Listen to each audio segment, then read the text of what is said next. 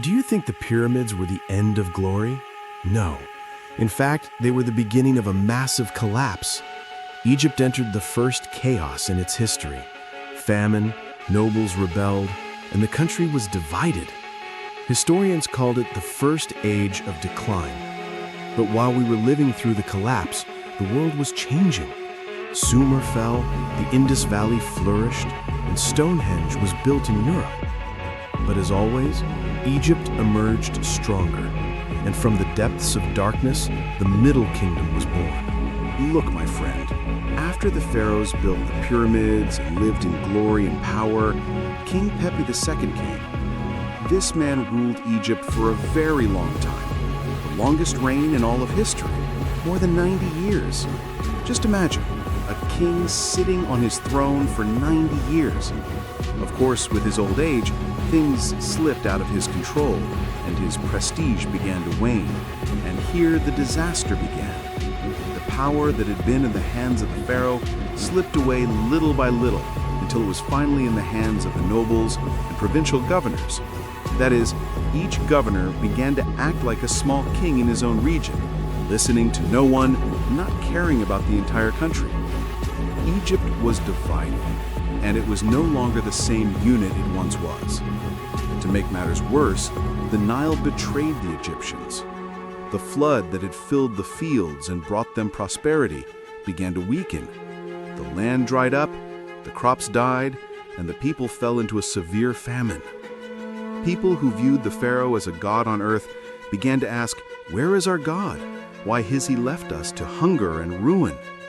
This frustration reached such a point that texts were written at the time filled with sadness and despair, such as a very famous text called The Complaints of the Eloquent Peasant, which described how the people were oppressed, hungry, and feeling that justice had been lost.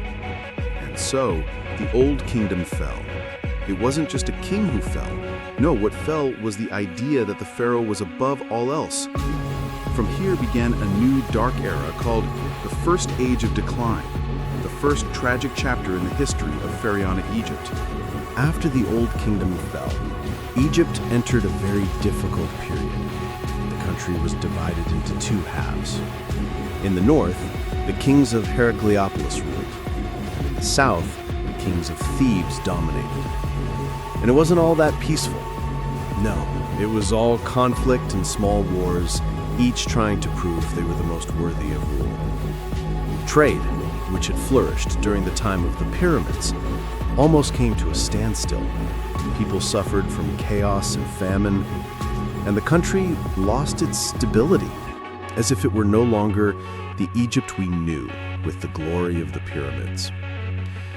But amidst this devastation, another very important aspect emerged: writing. People began writing about death and life after death. We began to see texts like the coffin texts, which tell of the soul's journey after death, meaning despite the suffering, a deeper intellectual and spiritual depth began to emerge. So, what was life like outside Egypt?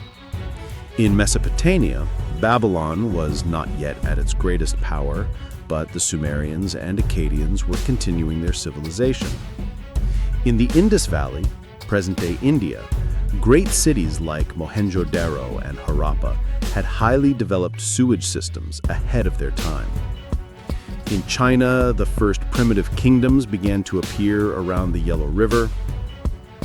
As for Europe, the people there were still in the early Bronze Age, meaning their lives were very simple compared to the greatness of Egypt or the civilizations of the Mesopotamian Valley. Amidst all this, Egypt was in a state of decline, but it was also different. A civilization with increasing intellectual and religious depth, despite the loss of political power. Over time, the tide turned. The south, centered in Thebes, began to grow stronger and stronger. One of the greatest kings of the south, Mentuhotep II, decided to win the battle. Around 2050 BC, Mentuhotep enters the north, defeats his opponents, and accomplishes something truly momentous. He reunites Egypt.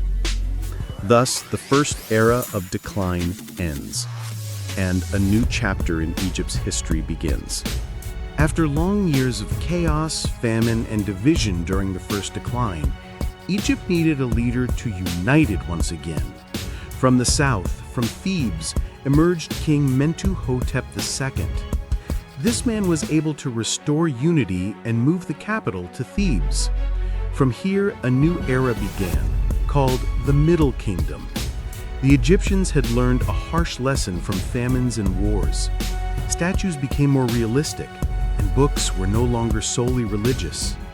Texts appeared that discussed politics, justice, and life after death. There was a clear intellectual maturity, as if the people had acquired a new consciousness. He established a new capital, Ichtatawi, near Fayum. He organized the administration and tightened his grip on power. He wrote instructions to his son to teach him how to rule wisely. Senusret III, warrior king, one of the greatest pharaohs of the Middle Kingdom. He led powerful military campaigns in Nubia. He built massive forts on the Nile to protect the borders. He was regarded as a legendary hero, so much so that people considered him a living god. Amenemhat III focused on irrigation projects and water regulation. He undertook a massive project in Lake Fayum. He built the pyramids of Lahun and Hawara. He constructed the Labyrinth Palace, which Herodotus later said was greater than the pyramids themselves. His era was the height of stability and economic prosperity. Mesopotamia, Iraq. King Hammurabi appeared in Babylon and wrote the Code of Hammurabi, the oldest written law code in history. Crete, Greece. The Minoan civilization began building monumental palaces like Knossos, and they were famous for their maritime trade and art. The Indus Valley, India, Pakistan. Stunningly organized cities like Harappa and Mohenjo-daro, with sewage systems more advanced than any civilization of the time. China. The Shah dynasty began its rule there, considered the first ruling dynasty. They developed agriculture and used bronze in weapons. Europe. Still in the early Bronze Age. In Britain, they began building the Stonehenge circles, which remain a major secret to this day. Stability and order returned after chaos. Literature and art reached their peak of maturity. The army was organized and the economy was strong. Egypt again became a major power in the region. But as we've seen before, glory doesn't last forever. After the death of Amenemhat III, Egypt began to weaken. Corruption increased, the regime collapsed, and the country entered a new, dark phase, the second age of decline.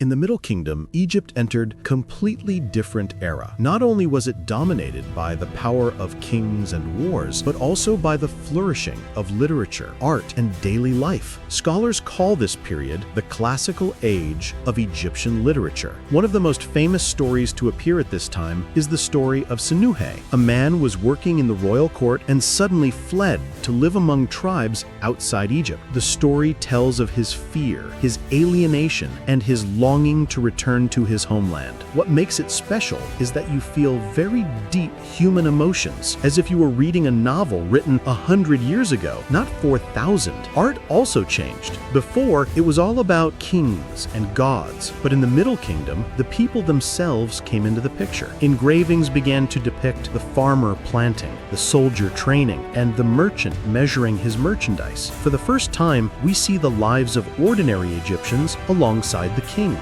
Daily life also became clearer. The farmer grew wheat and barley to feed all of Egypt. The soldier wasn't just for war, he also participated in major projects like digging canals and ditches. The merchant's role expanded, connecting Egypt to the world around it. It was as if identity became clearer. Egyptians were no longer merely subordinate to the king. They now had their own voice. I am a farmer. I am a soldier. I am a merchant. Therefore, we can say that the Middle Kingdom was not only an era of power, but also an era of the Egyptian person himself, whose voice was expressed in literature and art, and whose daily life was immortalized on the walls of temples and tombs. And outside of Egypt, in Mesopotamia, Babylon began to rise powerfully, later to become famous for the Code of Hammurabi. In the Levant, small cities like Tyre and Sidon were just beginning their journey in maritime trade. In Greece, there was no major civilization yet, just small, scattered communities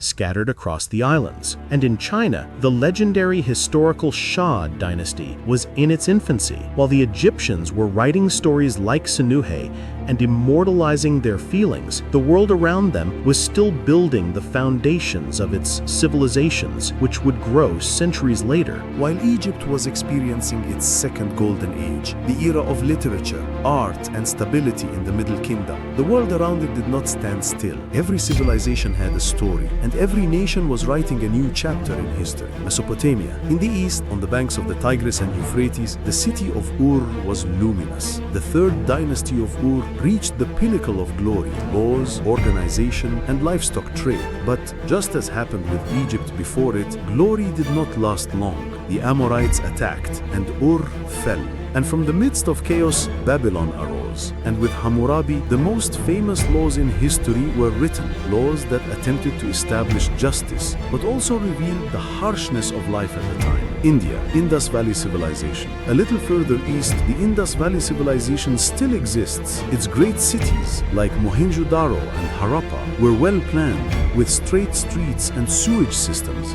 But the signs began to appear. Rivers changed their course, trade waned, and once prosperous cities began to collapse. It was the beginning of the end for one of the most brilliant ancient civilizations, Europe, the Mediterranean. In Europe, the Bronze Age was still in its final stages. Greece was still at the beginning of its journey, but the spark had been lit. In Crete, the Minoans built massive palaces like Knossos, palaces filled with colorful murals depicting a life of dance, celebration, and mythology. This civilization would later influence the Greeks and all of Europe, China. And in the Far East, China was entering a new phase. After the Xia dynasty, the Shang dynasty emerged. They were the first people to write known Chinese script, engraved on bones and bronze. This writing became the foundation of a civilization that would last for thousands of years. With writing, a stronger state emerged, armies,